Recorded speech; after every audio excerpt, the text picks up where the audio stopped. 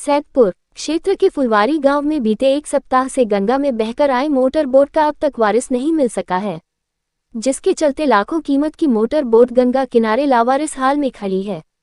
बीते सप्ताह गंगा की लहरों में एक मोटरबोट बहती हुई आई थी। उसमें कोई नहीं मौजूद था।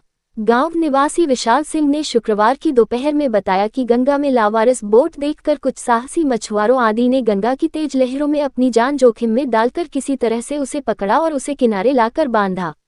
विशाल ने बताया कि मोटर बोट का रंग देखकर लग रहा है कि वो किसी सरकारी विभाग की मोटर बोट है।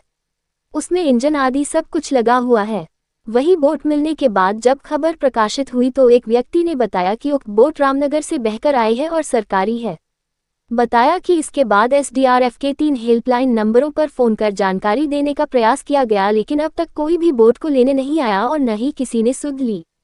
ऐसे में लाखों रुपए कीमत की मोटर बोट इंजन के साथ लावारिस हाल में पड़ी है। विशाल सिंह, सैदपुर की रिपोर्ट।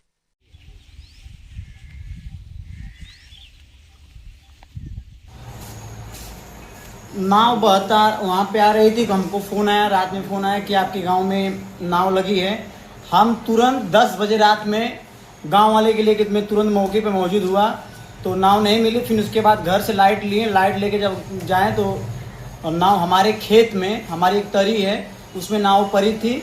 फिर उसके मैं रस्सी से खूंटा गाड़ के मैं वहाँ बनवाने के बाद मैं 3 नंबर पे मैं कॉल किया, जो कि अभी तक कोई कुछ हुआ नहीं। 1 हफ्ते हो गया। मैं एसडीआरएफ को कॉल किए थे बनारस, अभी कुछ हुआ नहीं। कम से कम 20 लाख की होगी।